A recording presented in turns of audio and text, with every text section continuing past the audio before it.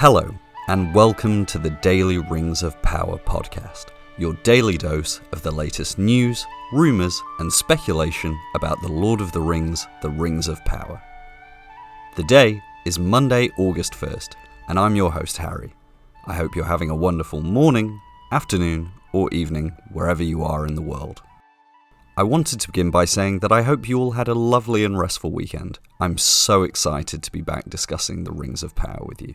As a quick side note, if any of you loyal listeners are looking for more podcast content from me, I was recently a guest on the Watch Party Lord of the Rings podcast. It's a fantastic show, and I've been a fan of theirs for a long time. On the episode, we spent a good 2 hours discussing the trailer released at Comic-Con. We speculated and theorised about what we saw, but also had some fun along the way. So if you're looking for some longer form content, where I talk with incredibly smart people, please check it out.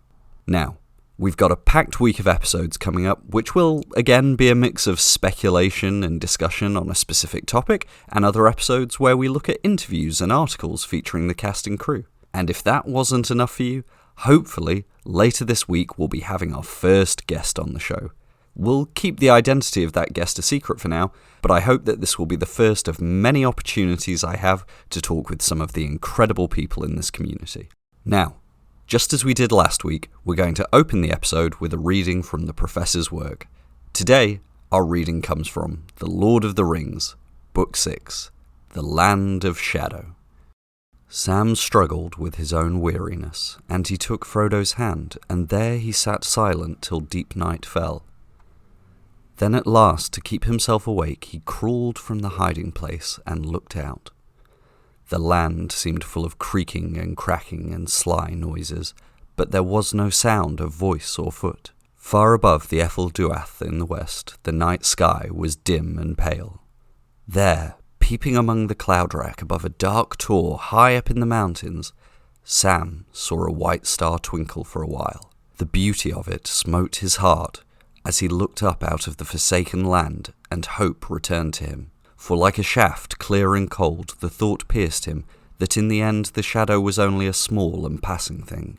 There was light and high beauty forever beyond its reach. His song in the tower had been defiance rather than hope, for then he was thinking of himself.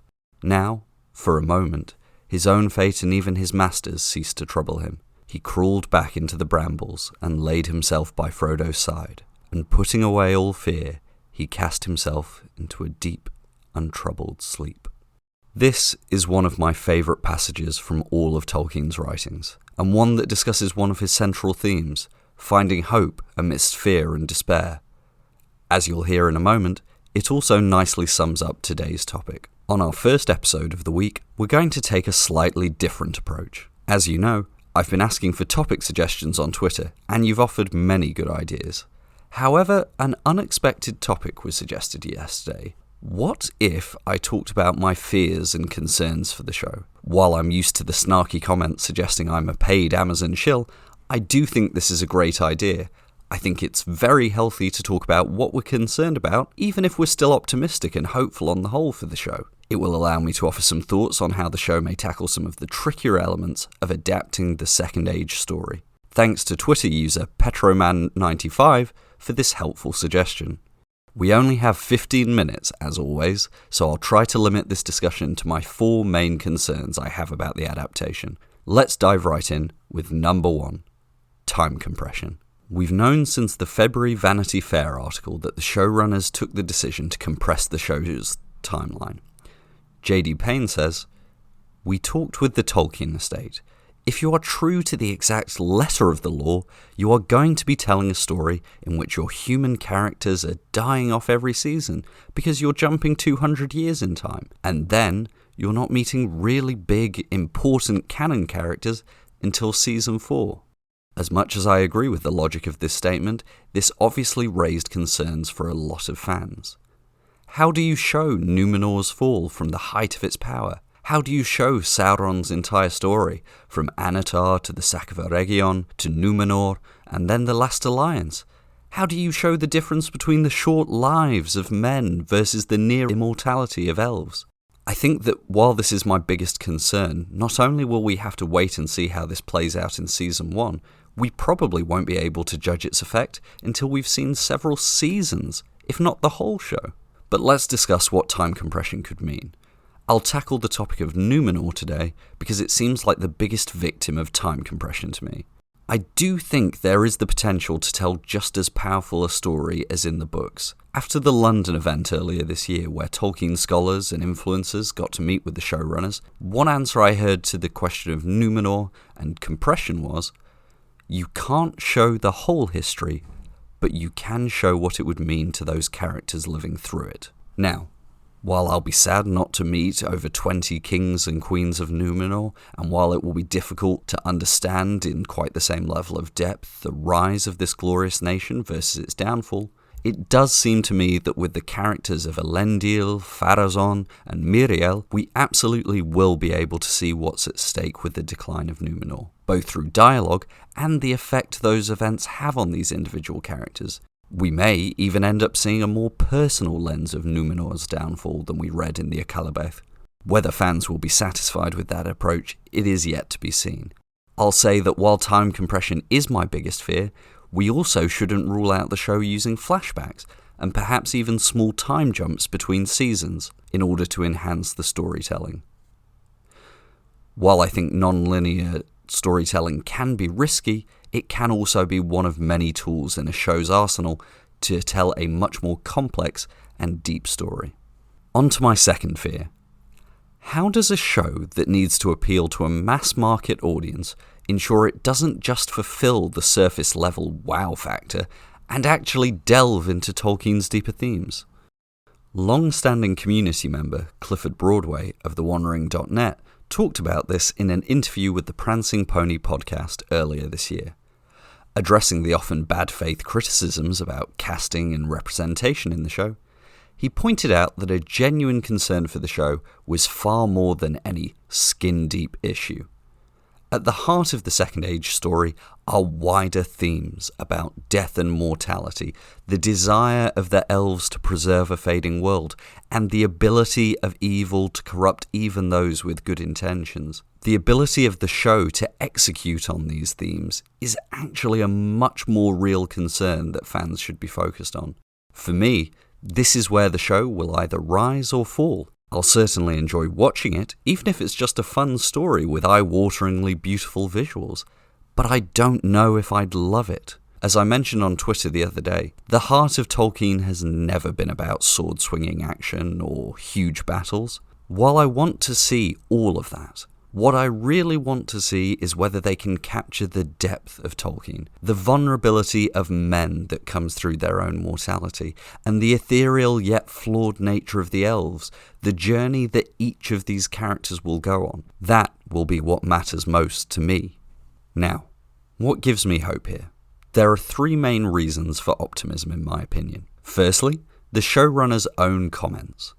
In every interview we've seen, they have constantly referred to the key themes the show wants to explore. Not the big set pieces, but the larger ideas at stake. The very fact they've said they're going to use Season 1 to, quote, show us what's at stake is very reassuring to me. Secondly, the emphasis on dialogue over drama. In a recent thread on Twitter, I recapped the Total Film magazine feature. In the magazine, director J.A. Bayona talked about a scene which is solely a 7-minute conversation between Galadriel and Elrond. A show that treats its audience with respect and believes they are smart enough and willing to engage with that kind of content is exactly what I want to see. Finally, and this may be my most speculative of reasons to hope, if you watch any interview with a cast member, they constantly return to the driving ideas behind their characters and their cultures. I find it very hard to believe that when Benjamin Walker talks about the importance of grief and hope, or Dylan Smith talks about the fragility of the heart, that this is a show concerned with style over substance. It just doesn't seem likely to me. A third fear that perhaps doesn't worry me as much as the others is the use of original characters. I completely understand the need for these, given the Second Age narrative Tolkien gives us is more of a historical record than a narrative story. However, I think the real concern here is whether these characters will not only be believable and fit within that world, but will we be invested and care about these invented characters' journeys? Some of these will be easier, where they fit into major storylines from the books, such as Eärien and Kemen in Númenor, where we'll be able to see different facets of the life of this culture outside of our main named characters. But what about the Southlands characters? Or the Harfoots? Or even our new villain, Adar? How is the show going to make us care about these characters? My personal hope is that once again they'll use these characters to explore the wider themes at play in the story. Arondir and Bronwyn may be able to beautifully illustrate the differences between elves and men, and how love can play into that. Also, it may allow us to explore some of the key themes of one of my favourite pieces of Tolkien's writing, the Athrobeth. Theo and Halbrand may be able to explore the vulnerability of men to the corruption of evil, and if fans are right, these may even be important future characters in the form of ringwraiths. The Harfoots will hopefully return to that key Tolkienian theme of small hands doing great work, and of courage in the face of great evil. I do hope I'm right about how the show plans to use these characters. Otherwise, I fear by the end of Season 1, some viewers will be hoping to see the Harfoots meet a grisly fate as they're hunted by orcs for sport, rather than having to watch them take any more screen time away from our core narrative characters. Let's hope not, but we'll have to wait and see. My fourth and final fear is maybe a strange one, but I think it's a real one, which is that I desperately hope the show purposefully steps out of the shadow of Jackson's trilogy. Don't get me wrong, I would argue that it is one of the best trilogies ever made. I do not think it is a flawless adaptation of Tolkien's work, if there ever could be such a thing, but more importantly, I think that the joy of adaptation is in getting to see a new creative approach. I want to see the show be bold and take risks that Jackson either could not do at the time, or chose not to. This will not just be achieved by more representative casting, which I do think is a step in the right direction, but by giving us a fresh interpretation of Tolkien's work. When we get these new adaptations, it allows us all the opportunity to think about the texts in the new light. If you like the show's approach, it'll give you new ways to think about your favourite characters or stories. And if you don't like it, it'll allow you to have real interesting discussions and debates about where the show lost the core themes of the original text. Either way, I think it's a great thing for all fans. However, just as I'm looking for that originality, I recognise that a large portion of the audience will still want to feel that connection. I do hope the show is able to capture the magic of those films, not through recreating visuals, but by achieving those scenes of real emotional depth and gravitas that I actually think were the true achievement of the Jackson trilogy. I won't be judging the show in comparison to Jackson's films, but there is no doubt that others will, regardless of the differences in medium or in the different types of stories each is trying to tell. For me, it's important that the show can feel adjacent to the films, but not in service to them. At the end of the day, this show is an adaptation of Tolkien's writings, not a continuation of a cinematic universe. I strongly believe that the challenge for J.D. Payne and Patrick McKay is to make the show feel like Middle-earth. But that doesn't mean Jackson's Middle-earth. Hopefully, what we end up getting is a fresh, interesting, and bold take on Tolkien's work. Well, that covers the central worries that I have for the show. As I explained, for each one of these I have hopes for how they might address these issues, and time will tell how well the show executes its grand vision. But, for today, that's all we have time for. As I said on Friday, this show is now available on all major podcast platforms.